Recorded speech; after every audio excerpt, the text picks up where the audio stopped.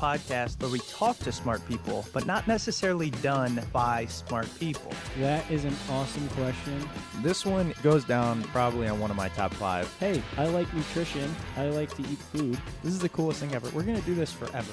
I wish I paid more attention in that class. You know, I'm going to be honest, I don't understand that. As a man, I don't get it.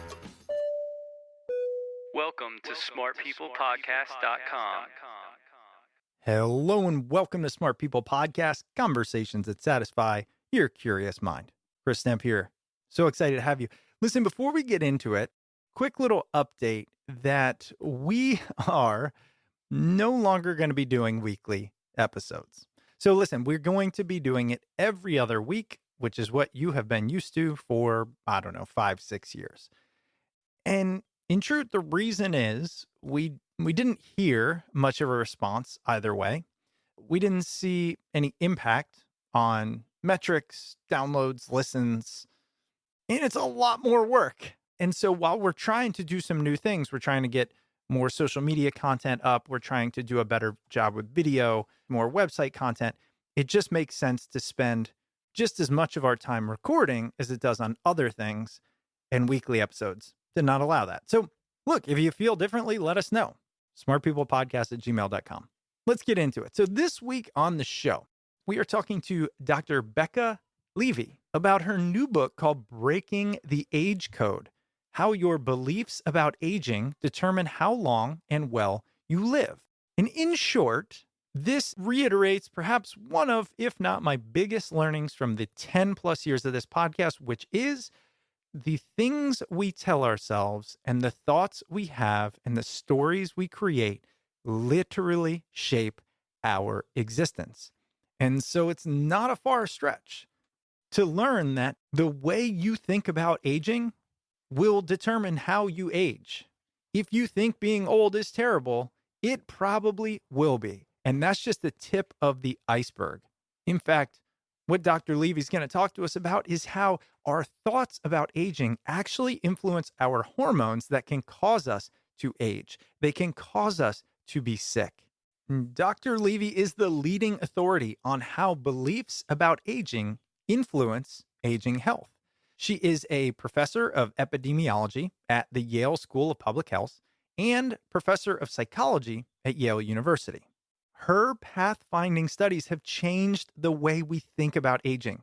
They've received awards from the American Psychological Association, the Gerontological Society of America, and the International Association of Gerontology and Geriatrics, which, is all about aging. This is somebody finding a key that helps unlock what many of us want, which is a long, healthy life. And now she wants to give you that key. I hope you enjoy it. If you do, here's what I'm going to ask. Send it to an aging parent or friend. Share this. Yes, it benefits us. But think about this. I was just talking to my parents about it over the weekend because I really want them to know this. And I'm going to continue having this conversation. You can do the same. I hope you enjoy it. I hope this sparks your curiosity, changes your thinking, improves your life, and improves the life of those around you. If it does, reach out to me, smartpeoplepodcast@gmail.com. Love to hear from you. Let's get into it. We are talking to Dr. Becca Levy about her brand new, incredible book, Breaking the Age Code: How Your Beliefs About Aging Determine How Long and Well You Live. Enjoy.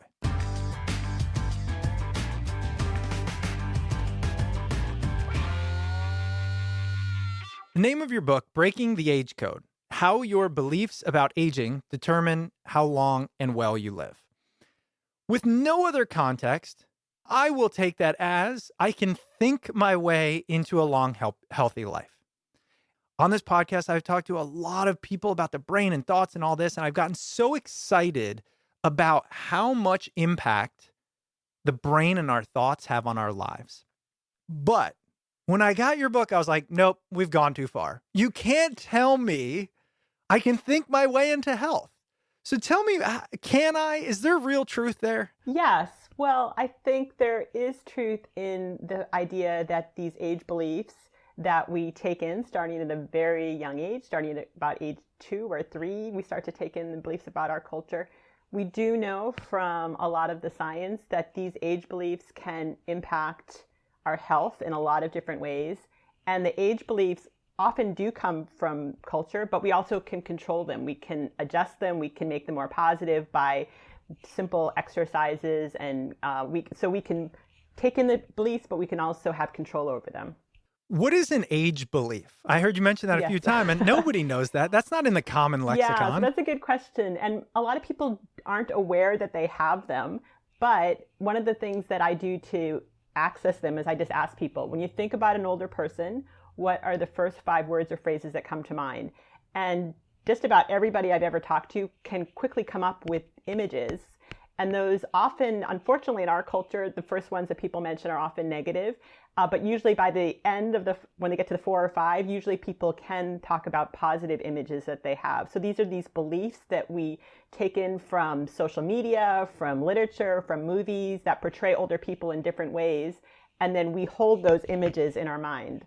Yep, I'm with you. You ask me, I'm thinking gray hair, canes, pickleball, doctors, and a weird smell. Okay. I don't know. That's just what came through my Yeah, those are great. So you have sort of action-oriented ones. You have an appearance one, which many people, one of the first things they mention is an appearance aspect of aging.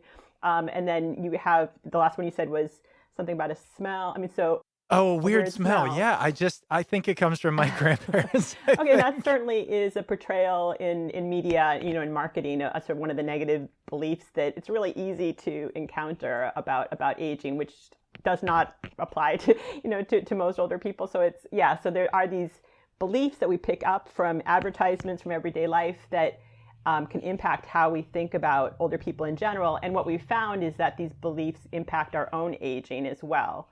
To me, my parents are older, but I still play golf with my dad. He's super active. I'm like, that's great. You're living the dream, I tell him, right? I'm thinking old is late 80s at this point. One of the things that's striking me is, how do we define old or aging? Yeah, that's a great question. And there is no single biomarker of aging. So it's not like we're trees and you can count the number of rings that you have. There's really Right. no way to take a biological measure that picks up on somebody's age because there's just so much variation. And I think in part because there's so much variation, there's a lot of room for, what we call social determinants, or these psychological factors and cultural factors that impact the meaning that we give to aging. And often people define it in very different ages. So often in our studies, so for example, in that question that we talked about, when you think about an old person, we actually don't define what that age is because people come up with different ages in their images. And it can change a little bit by culture what that age is. But then in other studies we've conducted, we do have a set age that we define as aging. And it's usually, for the older people, it's usually over the age of 60 or 65. But again, there's great variation. You mentioned the studies you conduct, and I wanted to zoom out for a second and talk about your background, how you got here. Tell us, how do you get into, honestly, saying, I bet we can think our way into health? And I know I'm oversimplifying it, but how does that happen? And what do those studies look like? Yeah, okay, so that's a great question. So I really became interested in this topic of how these beliefs can impact our health during a trip to Japan. So when I was in graduate school, I had the opportunity to travel there and my goal was to study why Japan has the longest lifespan in the world. And I was particularly interested in looking to see whether I could identify factors that we can control, that we can have some control over changing or improving. And what I immediately noticed when I arrived is how differently older people are treated in Japan to what I was used to seeing and I was living in Boston at the time. So I was used to seeing a lot of ageism in everyday life where I was living in Boston. And in contrast, what I noticed when I arrived in Japan was older people were celebrated in a lot of different ways. So they have a national holiday celebrating older people, centenarians and super centenarians, who are people over the age of 115. They are celebrated as celebrities on television. So there's this whole culture of embracing and celebrating aging. And I became really interested in, is it possible that those beliefs have an impact on longevity? Is that one of the reasons why they have the longest lifespan in the world? And then what I found subsequently is there is actually evidence that we were able to collect that scientifically shows that these age beliefs can impact health and longevity. How do you go about feeling confident determining this is impacted by something as ambiguous as our thoughts? Yeah, so that's a good question. And I feel lucky to have had great mentors that kind of exposed me to different science that gave me some of the tools to think about this. So you're right. So it's really important to think about whether there are alternative explanations. And so there's different ways that we get at that. So one is we do experiments where we can randomly assign people to positive or negative age beliefs and activate the beliefs that they have in their minds. So then, so that would be regardless of their lifestyle or a lot of other factors, we can see whether that has an impact on different health outcomes. And then the other way that we do it is in our cross-cultural studies, we're able to adjust for a number of factors that could explain the outcome. So we're able to look to see whether is it possible that these age beliefs are impacting, well, so for example, longevity above and beyond other factors that could contribute to longevity, such as physical health, such as whether they are lonely or depressed, such as what they're eating, so we can adjust in models and actually isolate the age beliefs themselves, if that makes sense. I could imagine anyone saying our beliefs impact us, but it has to reach a level of impact where it's worth understanding. Curious, are you talking we can add years, we can fix disease, what actually can we impact? So, so to give you one example, so in our longevity research, when I got back from Japan, the way that I was able to study whether these beliefs impact longevity and how much was I found this town in Oxford, Ohio, where researchers decades ago interviewed everybody who was 50 and over. And then I was able to work with the people that collected that information and match it to survival information that I got from the government. And what we found was following those people over 23 years, the people who took in more positive age beliefs had a 7.5-year median survival advantage over those who took in more negative age beliefs. So that was, so I actually Whoa. I wasn't expecting that we would see such a big impact, but yeah, it does seem like there are these strong, robust outcomes.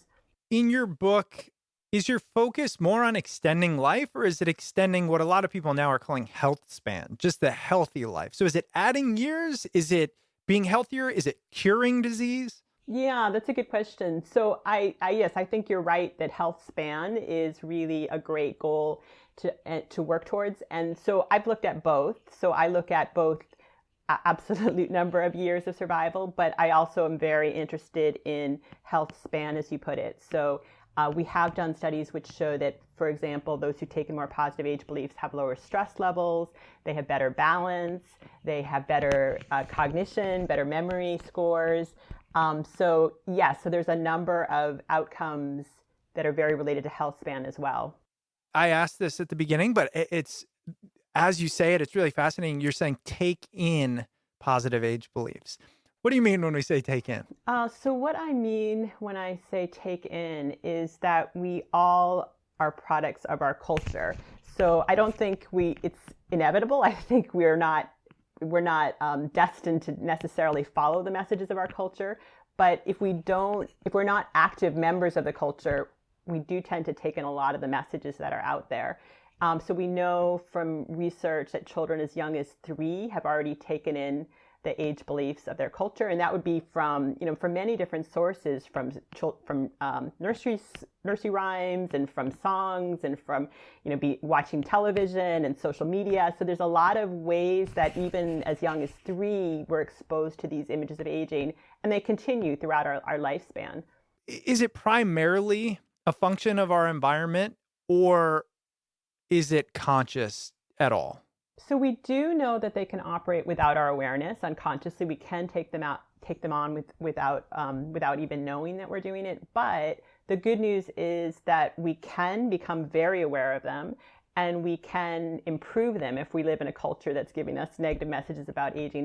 There's a number of things that we can do to take control over that process. I've heard this before, right? Picture it healing, imagine white light. There's a lot of things that personally feel, I really hope they're true, but I don't know if that's exactly what yours gets at.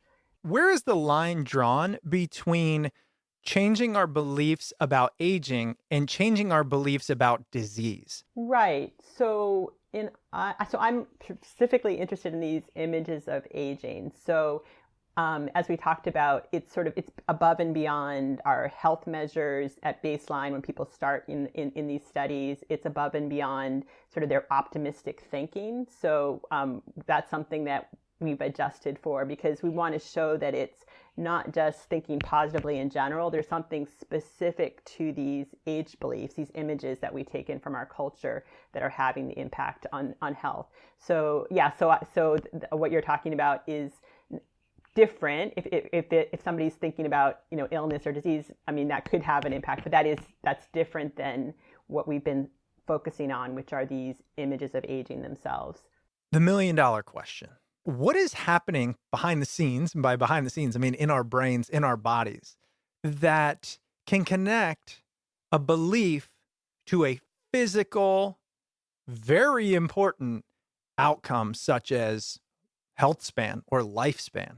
So what is the mechanism that allows these beliefs that can be very sort of nebulous, that exist in the culture and in these different, in social media, in television? How do those actually get under our skin and influence our physiology and our health?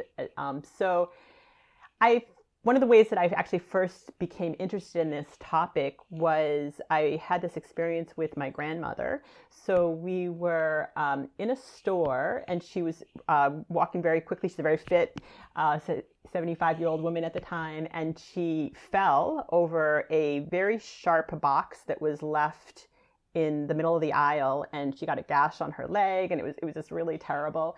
And I helped her to stand up again, and helped her to walk out of the store. And on our way out, we told the store manager that he had left, the store had left this dangerous box in the middle of the aisle. And his response was, well, what do you expect from older people? They fall all the time. She shouldn't be walking around. And it was such an awful thing to say, like following this awful experience, and then to have this kind of ageist, awful thing to say to her, really upset me. But it wasn't only the words themselves that were so upsetting.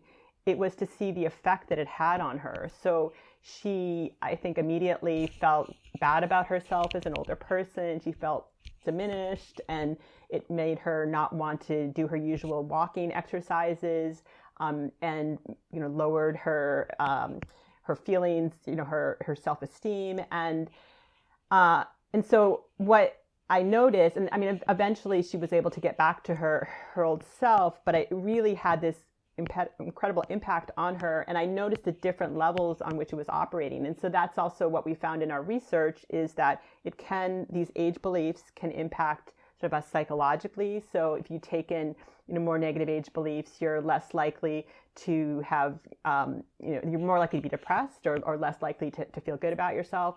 They're also can influence on a behavioral level. So they can impact how much we exercise, how much we eat healthy food, whether we take prescribed medications. And then the third way is actually through our physiology. And we have found that those who take in more negative age beliefs have a number of different physiological changes, including stress biomarkers such as cortisol is something that we found. If you have more negative age beliefs, people tend to have higher levels of cortisol, which is the damaging level for it to go.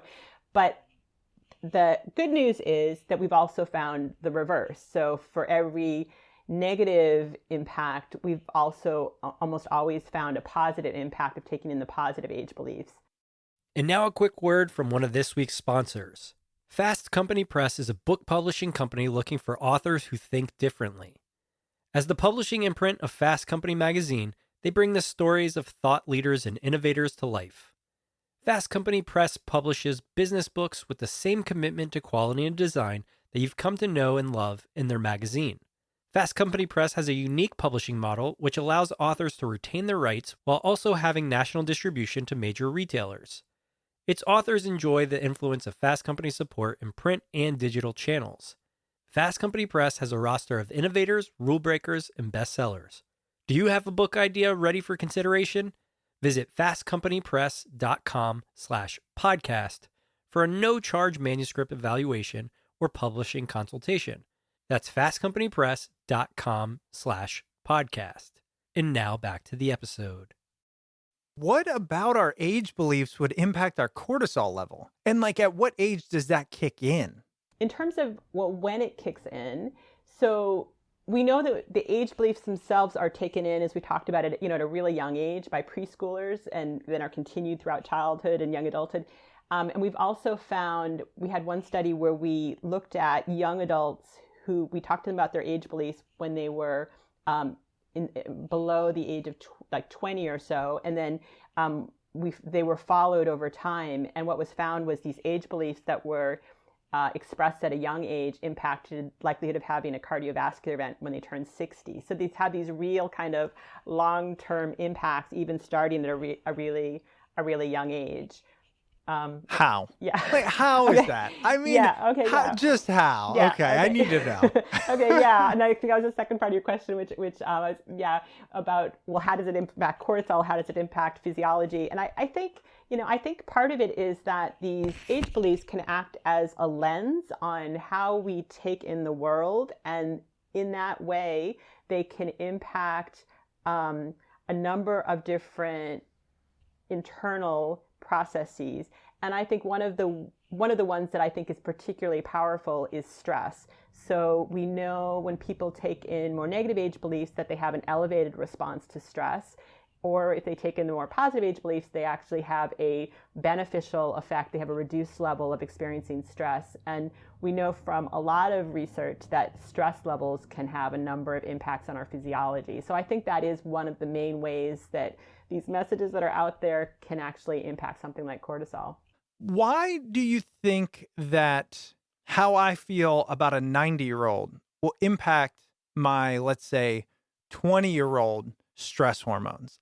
Okay. Yeah. So that's a good question. So it isn't that. So we find one of the things actually that I talk about in Breaking the Age Code is the importance of self-relevance. So so you're pointing actually out something very important. So it isn't that for young people that they immediately are going to see higher stress levels, because often they have distancing from these older people, older images. It isn't until those older images are self-relevant that they kick in. So it actually, so for example, in the cardiovascular study I was describing, it isn't that they have heart attacks at the age of 20 when they first taken in the negative age beliefs. It's that they take in these beliefs that are rooted in their minds, and then when they reach that age group, it becomes self-relevant, and that's when it can start to increase stress levels.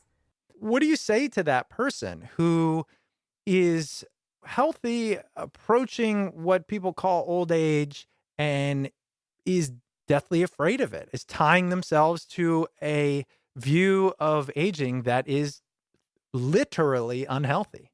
Right. And she's definitely not alone in our culture. There is a lot of negativity towards aging, a lot of fear of aging. And unfortunately, there is this whole industry of anti-aging products that is out there that actually makes a profit from promoting fear of aging. So there's a lot of advertisements that we can find that talk about fighting and battling and getting rid of aging as if it's the enemy, as opposed to presenting examples of aging that we can celebrate, and examples of, there are many examples of people who are doing amazing things in later life that we could develop as role models. And so I think just by being a member of our culture, it's really hard to avoid that fear mongering. But on the other hand, we can. So that's, I think, the positive message of the book, is that there are a lot of tools that we can develop once we become aware of them and start to use them, that can actually reduce fear of aging and find things to look forward to. I'll tell you, one of my favorite parts of talking to people in this podcast is changing my paradigm. And what I love about paradigms is, I like the metaphor, they're lenses that we wear until we're aware that we even have those lenses. It colors everything you do, but you don't know it. And you said something there, which is this fear of aging. And you said it as if it was a choice. And I'll tell you right now, I don't know how to even live in a world where you don't fear aging. I just naturally, without hesitation, link aging up to loss. In your global perspective, are there other ways to view it that aren't tied to, look, when you get old, things start breaking? Yeah, I mean, I think there are a lot of messages in our culture that encourage us to think about all the things that, all these negative things that people, a lot of them are myths about things that happen in aging. And I think, though, what we can look at are different cultures who have very different views of aging. So, for example, in writing the book, one of my favorite groups that I got to know were these grandmothers in Zimbabwe who live in a culture that has many positive views of aging, has a lot of respect for the older members of their culture. And they've actually developed something called the friendship bench. And these grandmothers come together in the communities on these friendship benches, and they meet younger people and people of all different ages and try to improve their mental health. And they've had great success doing it. And in part, that happens because it's a culture that embraces aging. So they embrace these grandmothers to take this important role. And then by taking on this role, they improve their own beliefs about aging and elevate older people in their community further. And that has positive impacts on their own health. So I think there are just a lot of different models of how we can think about aging that are out there. Does the physical aspect of aging ever come up in these other cultures with the recognition that, or do they just look at it as a natural part of life? One's not necessarily better than the other. Exactly. I think there's a much more of an acceptance of the lifespan as being this natural process and has advantages and disadvantages at every stage of it. And thinking about what we want to embrace or some of the positive qualities can have a lot of health benefits in every culture.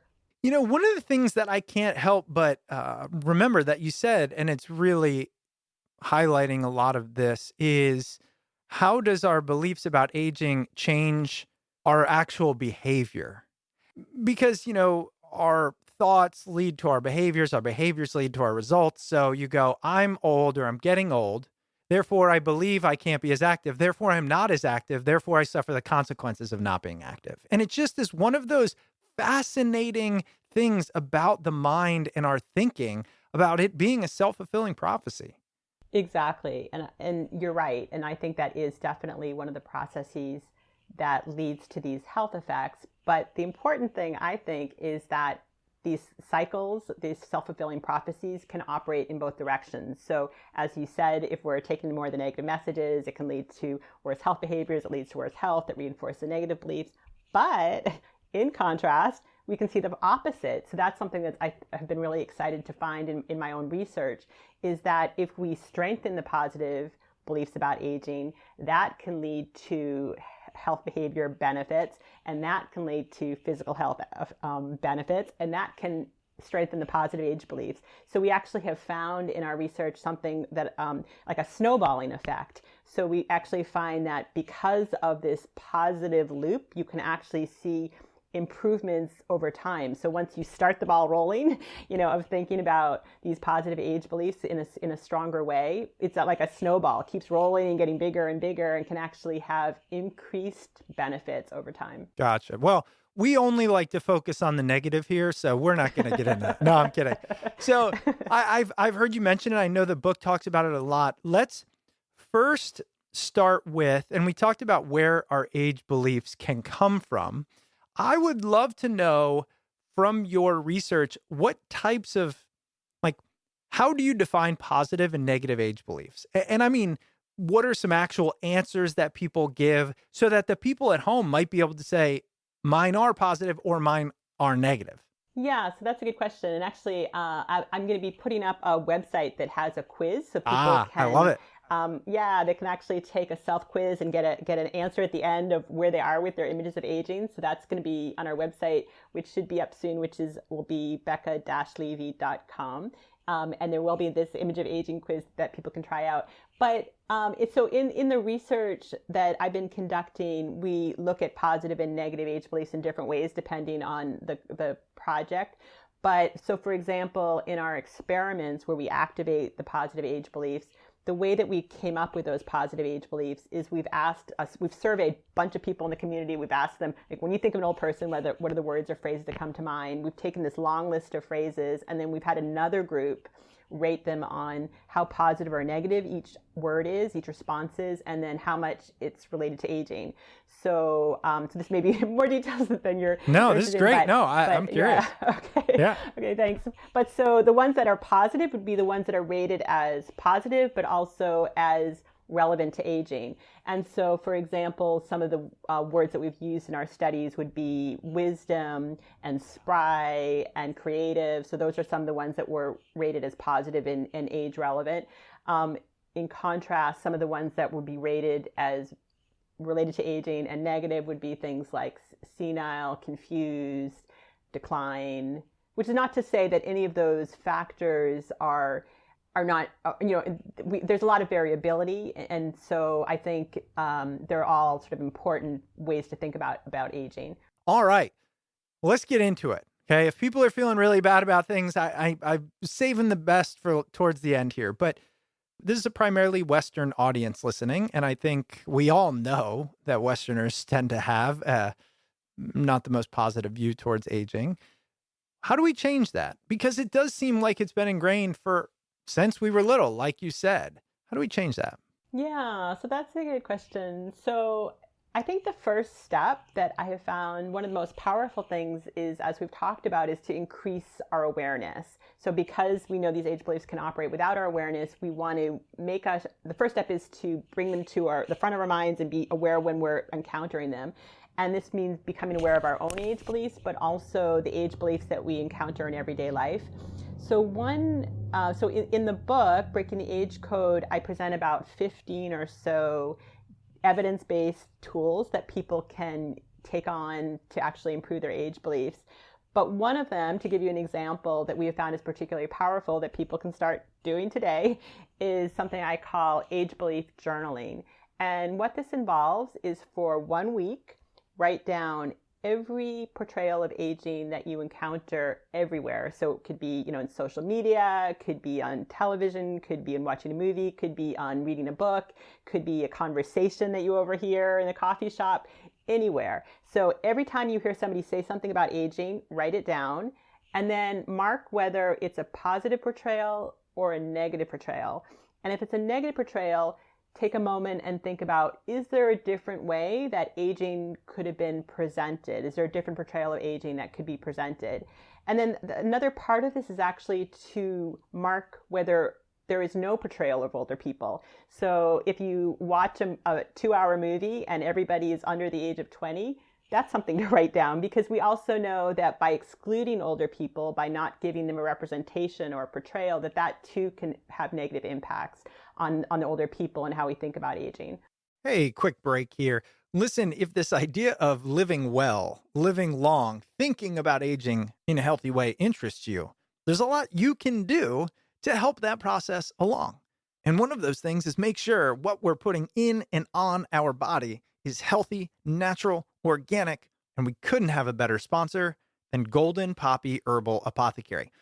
They are a small, handcrafted, woman-run business dedicated to helping you find natural solutions to your health needs. One of my favorite things that they make is their small batch handcrafted teas, as well as their tea additives, if you will. There's one called the Adaptogenic Immortality Powder. It's one of their top formulations. It uses 100% organic and locally grown mushroom extract powders and 100% organic heirloom cacao. It's a perfect addition to coffee, tea, smoothies, etc. It contains 25% of the highest grade cacao with bioactive cell wall extracted mushrooms. It's adaptogenic, it's energizing, it can support adrenal recovery. The other thing is, I've mentioned on this podcast some of their teas. So they have their time for bed tea, which is great at helping you make that transition into healthy sleep. They have their tummy tea, which is packed full of herbs that can support your digestive process, and so many more. One of the best parts about it is when you have company over and you pull out this noticeably different tea.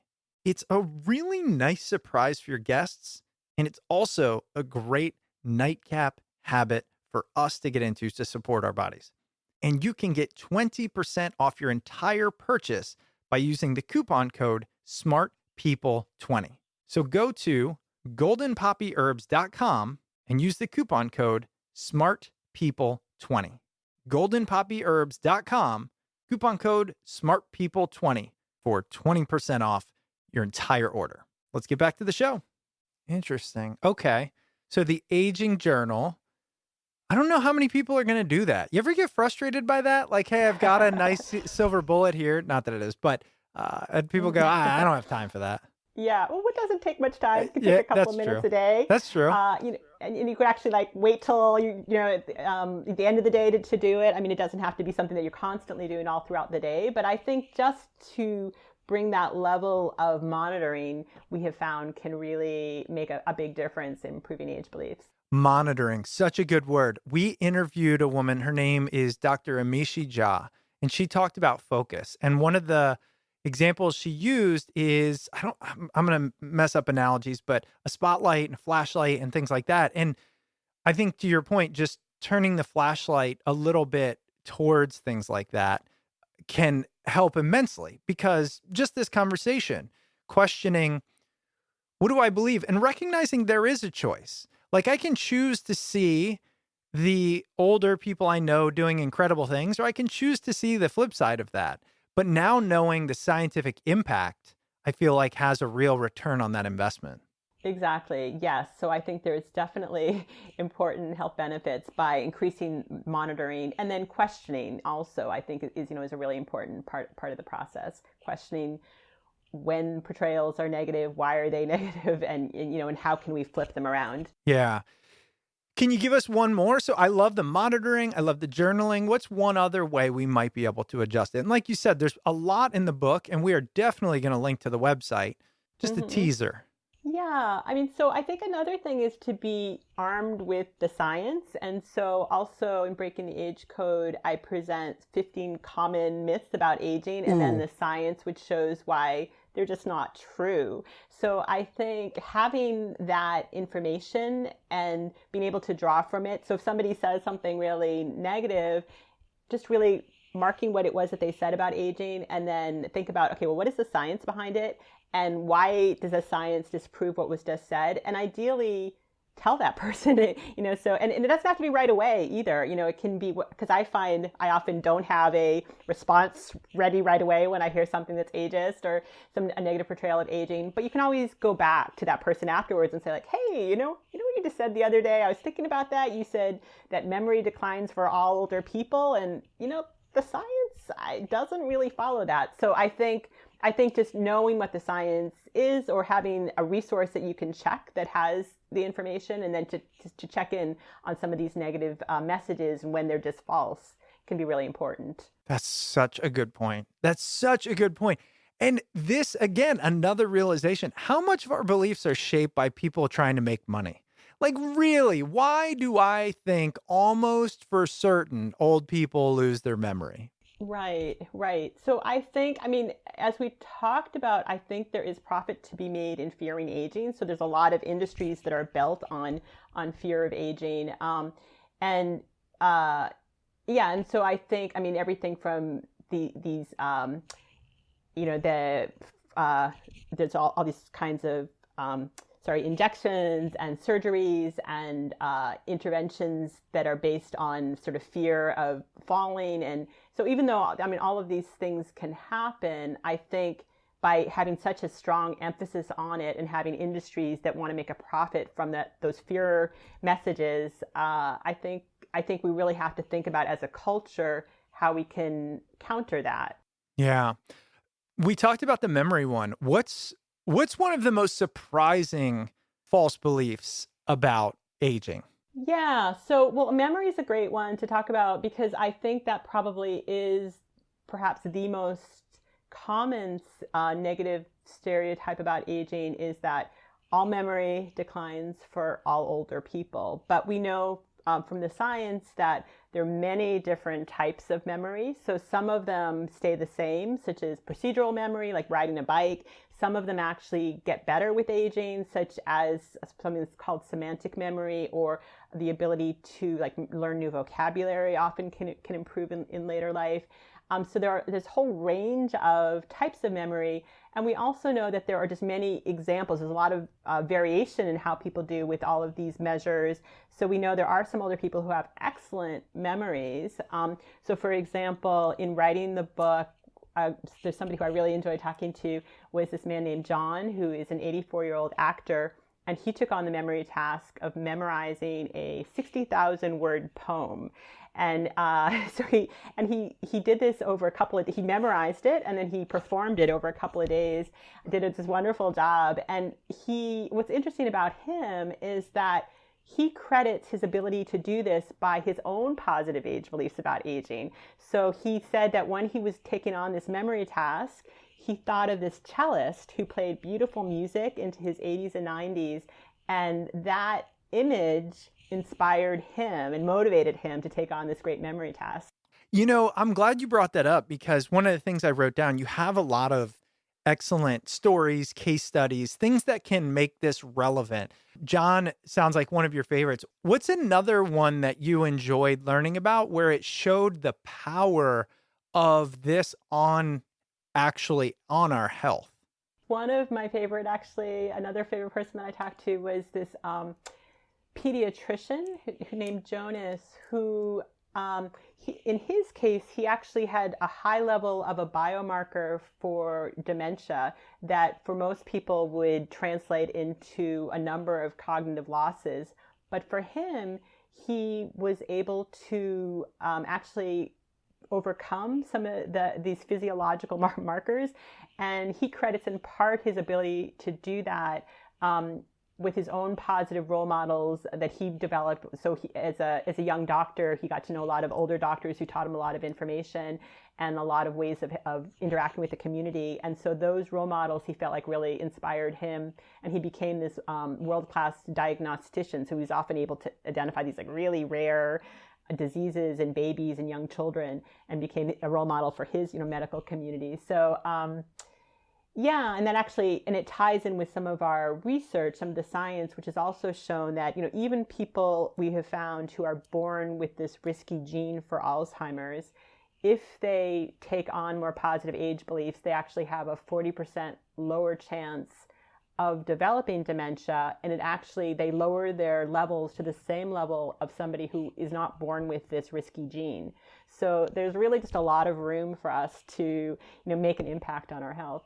See, and that is, again, like it's a perfect loop back to the beginning. I don't understand. I don't know if anybody does, but I keep talking to smart people, which is how does the thinking shape something like that? I mean, so epigenetics, right, has made its arrival only to the layman, I think the last 10 to 15 years. Do you think we'll ever know how just having these, for example, these age beliefs changes a physical marker we have by such a massive amount? Right. So yeah, so I'm glad you mentioned epigenetics. That's such a cool idea. And the idea of how our genes are impacted by these psychosocial factors and how they come together to really impact health. I think that's such an interesting, exciting area of science right now. And so yes, definitely these findings fit right into that research on epigenetics. So it's not that the beliefs change our genes. So we are born with genes that determine everything from our hair color to our eye color. It's not that they change how they express themselves, but they change what's the environment around the genes so that we know not everybody who has this risky gene for dementia, for example, develops dementia. So about half of them do and half of them don't. And so what epigenetics shows is why is it that the half that don't develop it, what are the protective factors that prevent that risky gene from being expressed? And I think perhaps the mechanism that has shown the most support is probably stress levels. So we know from our experiments that people who when we strengthen the positive age beliefs, we show a lowering of sort of cardiovascular stress levels.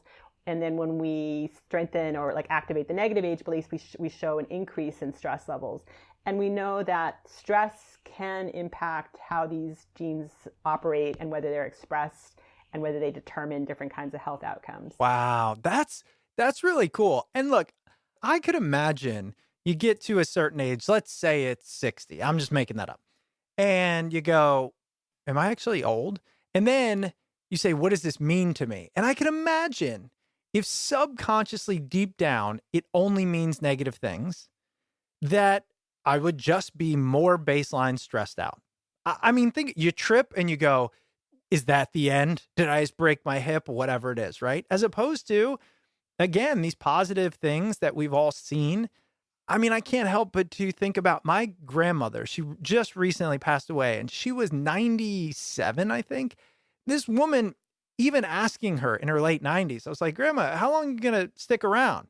She said, when I'm done being pissed off at this, that, and the other. Like she was fueled by a little bit of anger, but you know, she, up until the end, she never thought she was any less able. And that's why, despite probably not a lot of things on her side in terms of either genetics or whatever, she crushed it. So it's just amazing how I think, and this is why I really want to talk to you, a lot of things we think are just chance or luck really can come down to our beliefs and how we engage in the world and the things around us. Exactly. Yeah, your grandmother sounds great. She was Yeah. awesome. So She was awesome. Yeah.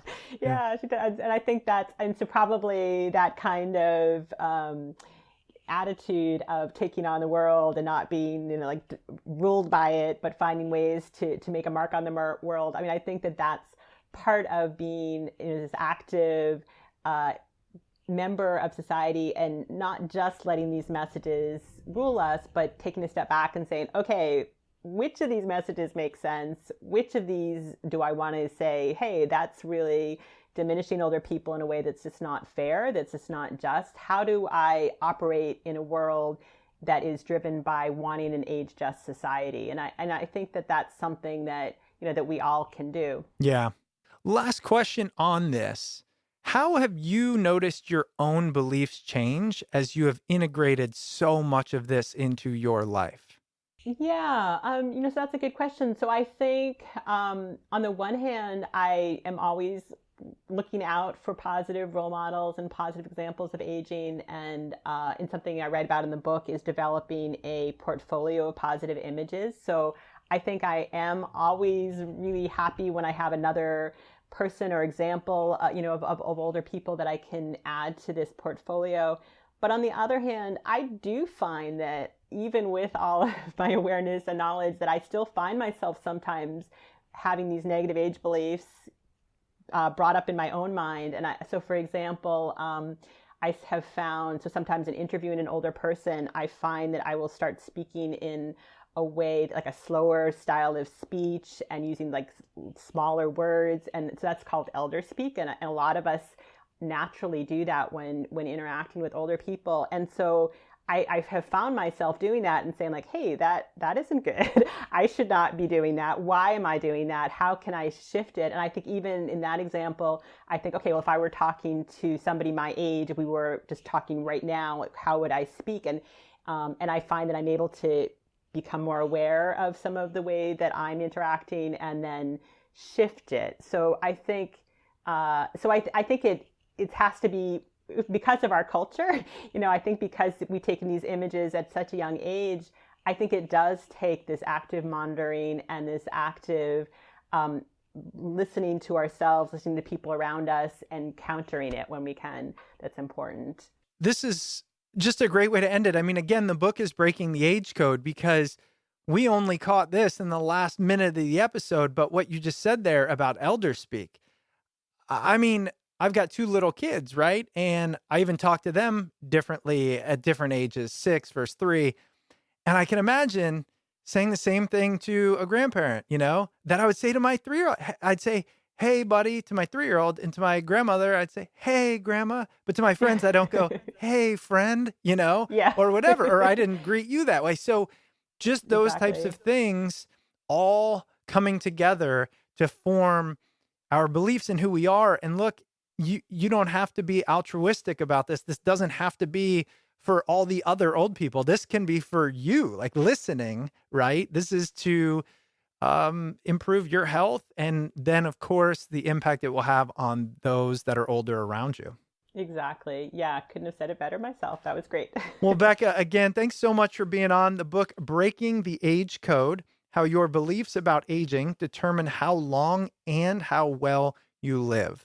You mentioned your website. We're going to link to that so everybody can take their quiz. It will be up by the time this airs, I would imagine. Are you active on social anywhere else people can continue learning about this? Yes. Also, I have a faculty webpage at Yale that lists a lot of my research. And if anybody wants me to send any of the studies I talked about or that they see on my website, I'm more than happy to send them by email or however is most convenient. So yes, so you can find me that way. And then also on the website I mentioned, there's other information about the studies and research that led to the book. Fantastic. Becca, thank you so much. Thank you. Great to talk to you. This week's guest was Becca Levy. Becca's book, Breaking the Age Code, How Your Beliefs About Aging Determine How Long and Well You Live, will be available on April 12th, wherever books are sold. The host of this episode was Chris Stemp, and it was edited by yours truly, John Rojas. If you want to get in touch with the show, you can email us at smartpeoplepodcast@gmail.com or message us on Twitter at smartpeoplepod. And if you want to stay up to date with all things Smart People Podcast, head over to the website, smartpeoplepodcast.com, and sign up for the newsletter. Thank you so much for listening. We hope you stay tuned because we've got a lot of great interviews coming up. And we'll see you all next episode.